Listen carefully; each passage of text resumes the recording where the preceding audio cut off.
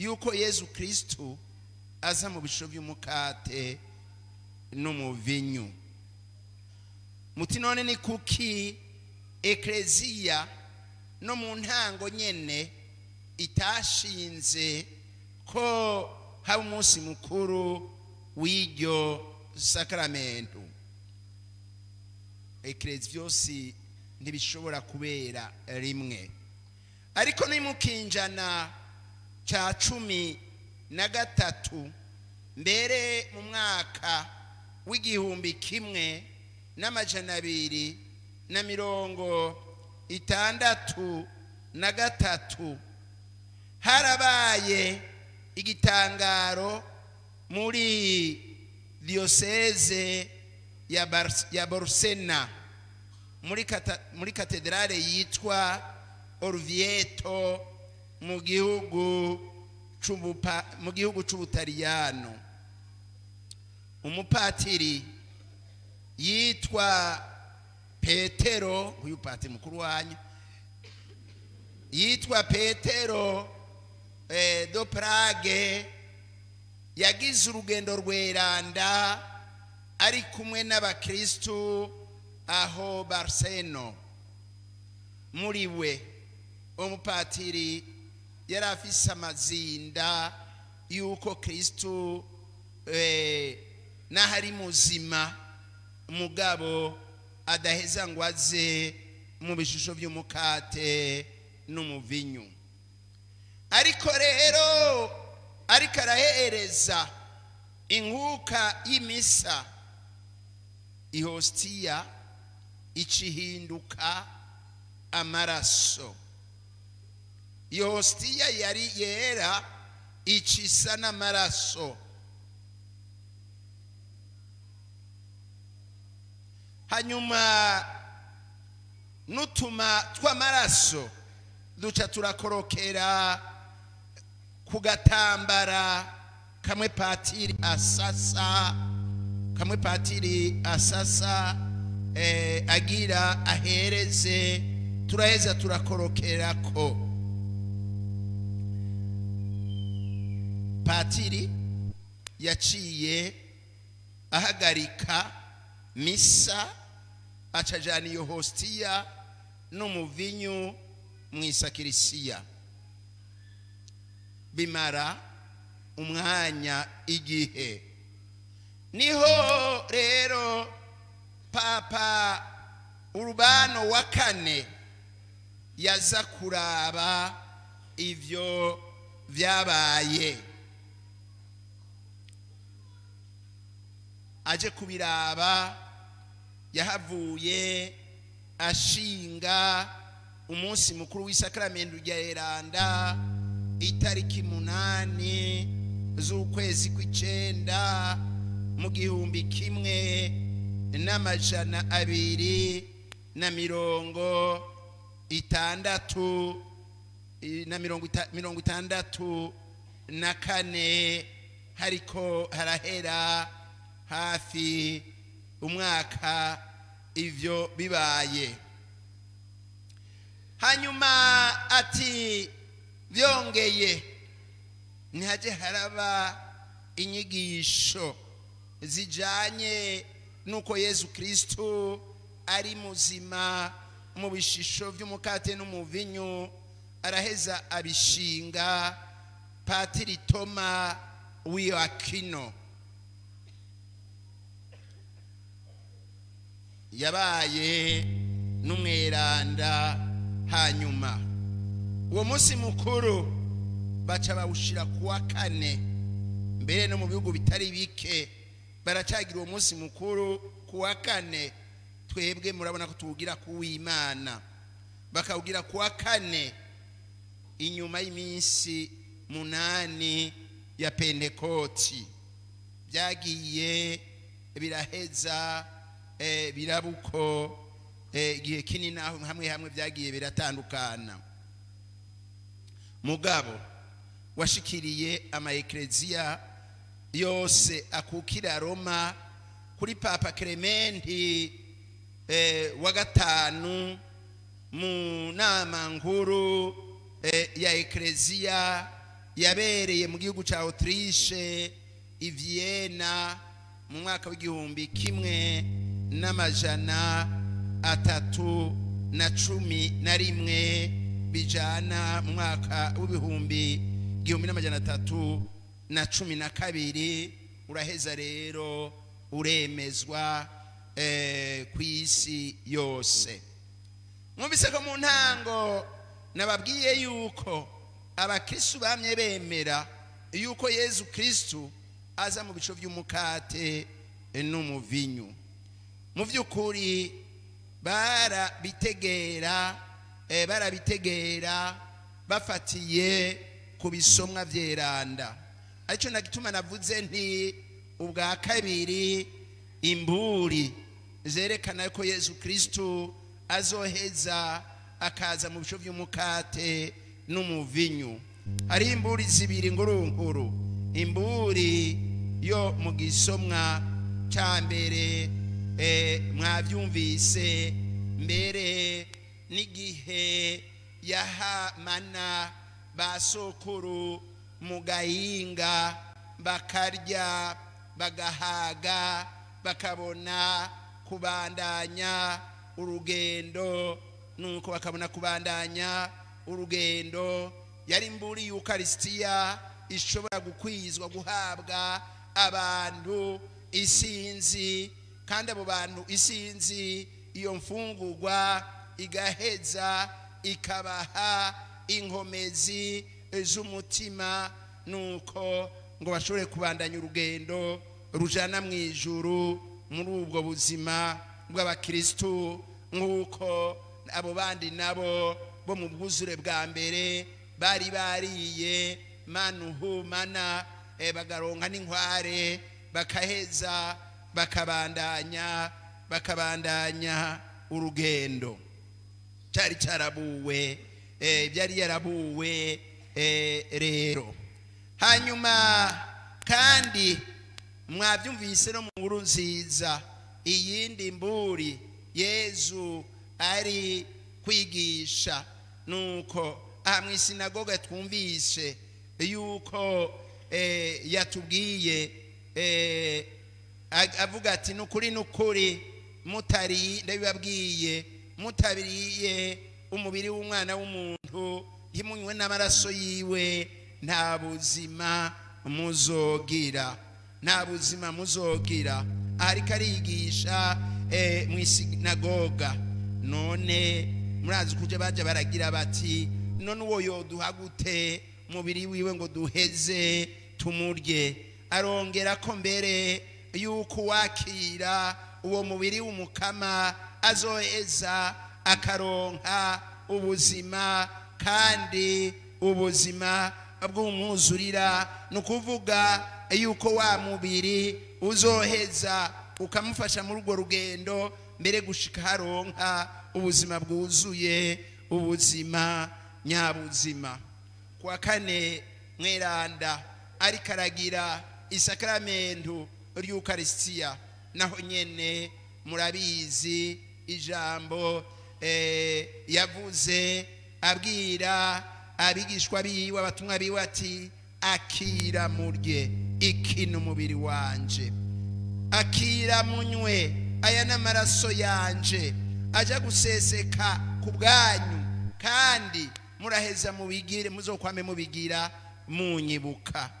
Twoyo duha umubiri wiwe gute ngo tuwurye? Nabo batumwa ntibategera. Yoduha amaraso yiwe gute ngo tuyanywe? Bamubona ngaho ari kumwe nawe.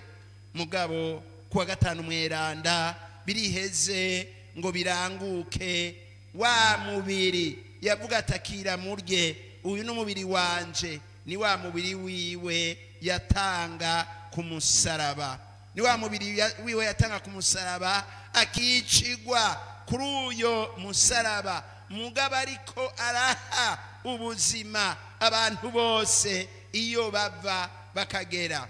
Ya maraso ngira atakira munywe aya n'amaraso yanje aja guseseka ku bwanyu. Ayo maraso yarasesetse kuri wa musaraba, nuko yarasesetse kuri wa musaraba ngo aheze yuhagire ibyaha byacu, yuhagire ibyaha byacu.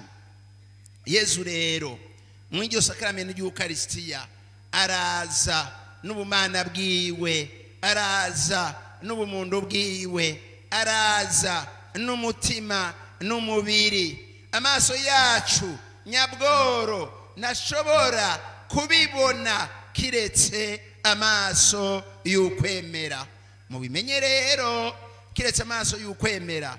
Mubimenye rero, twibukanye yuko ijambo ry'Imana ritazokwigera rijamwo ikinyoma. Twibukanye yuko ijambo ry'Imana ritazokwigera rigira amahinyu. Amajambo y'abakuru naho yoba ameze gute arashobora kubamwo ikinyoma, arashobora kubamwo amahinyu. Mugabo ijambo ry'Imana ntirizokwigera rigira amahinyu, ntirizokwigera rijamwo ikinyoma.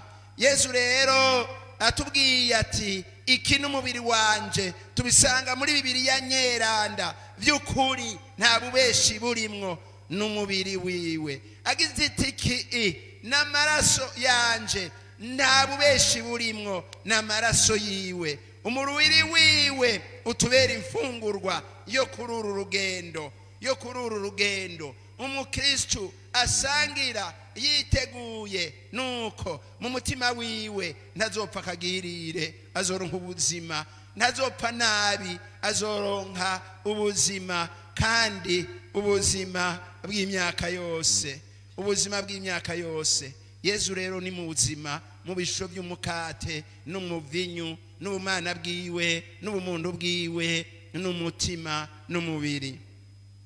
Muri paruwase ibyo byemezo namye mvuga by'uyu munsi cyangwa ibitangaro biheza bikabitwemeza. Muri paruwase y'Ironciano mu gihugu c'Ubutaliyano, umusaseredoti yaradugije ihostia, hanyuma adugije iyo hostia ibinyama mu maso y'abakristu, adugije igikombe c'imvinyu gihinduka amaraso. N'uyu munsi isinzi ry'abantu riragenda kuraba. Muri Gitega, ndeke kuvuga hakurya, hariho n'ibindi byinshi muri Gitega. Nuko narabibajije patiri mukuru, ndiko ndabyumva, umukristu agiye gusangira ya hostia, ahayimize ayishize mu kanwa, icibikibuye iranka kumanuka, aracira, isubira kuba ihostia, asubira kumira, iranka kumanuka, icika ikibuye. Hanyuma asubira aracira, isubira kuba ihostia, acagenda mu mihana ati yamara tabaranya, jewe bimbaye ko ubugene byagenze. Nuko baca bamubarira bati subiza kwa patiri, iyo ukuye nduduhumire. Aca yitwara kwa patiri, sinzi ibyakurikiye. Mu nyuma sinasubiye kubibaza umupatiri, yaciye umwaka umwe cyangwa ibiri, yaciye agenda i Rwanda. Reka kuvuga ibyakure. Mu Buheka ikirisukirisare ya Nyanzarake, nuko umuntu w'umugabo, patiri yagiye gusoma misa, hanyuma umuntu w'umugabo w'imboregwa aje imbere y'akabare nawe ariko aranywa. Nuko hajya patiri agize ati akira munywe, aya n'amaraso yanje aja guseseka ku bwanyu, muzokwame bigira munyu. Yamboregwa nayo yamara kunywa, yari kiranywa, ikiduza icuma c'inzoga cuzuye, nayivuga iti akira munywe, aya n'amaraso yanje aza guseseka.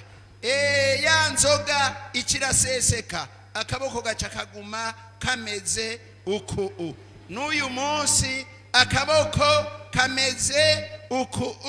Araha ni munzi muri Tanzania.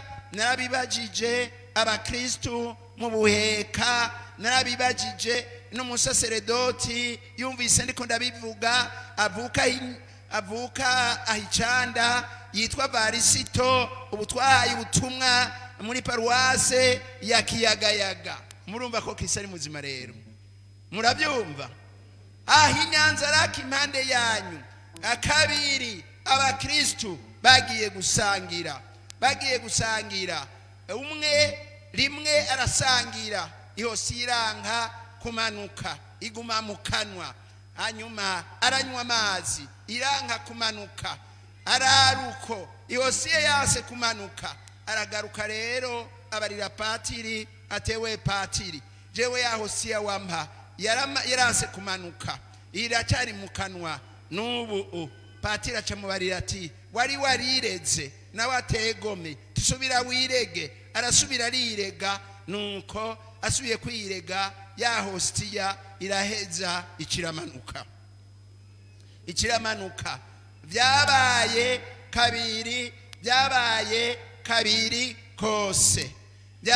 kabiri kose.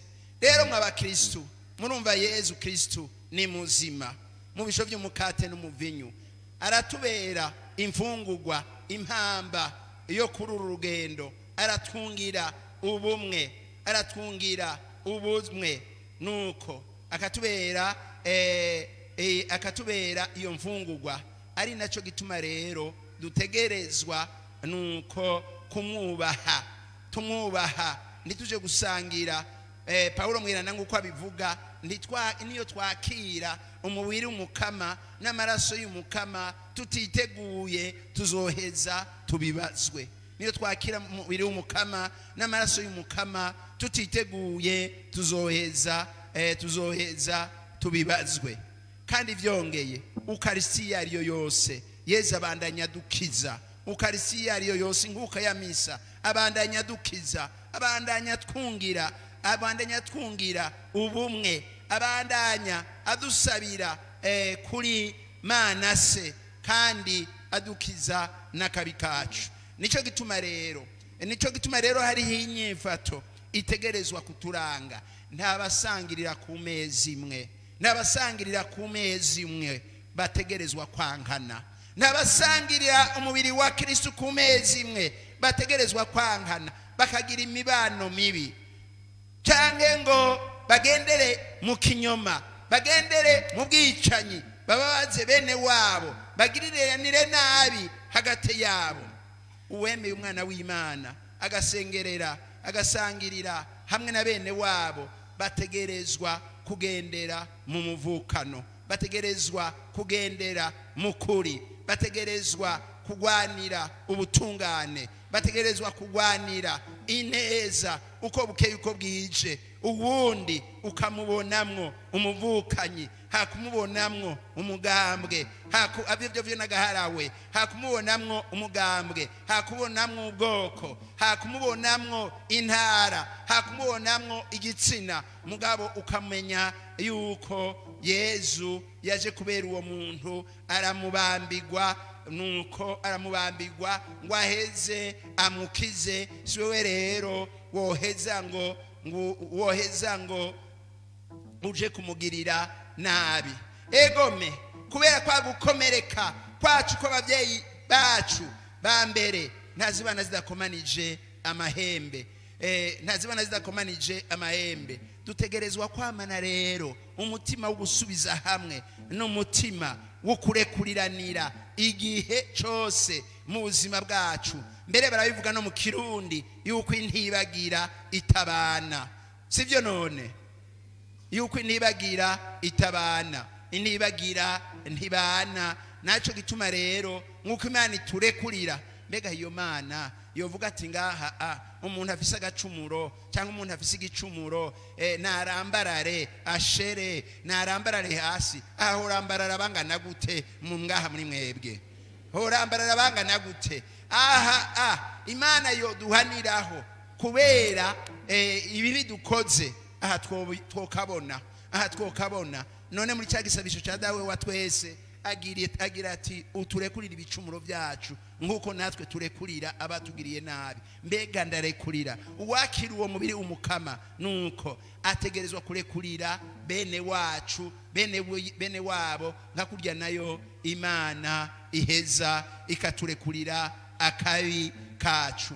Mberahereze kuri iri jambo yuko ukarisiya nyeranda dutegerezwa kwama ntituyiharare canke ngo tuyiharurukwe, nitumenye ko tuhakura ubuzima igihe cyose. Rero tuyihurumbire igihe cyose, ni neza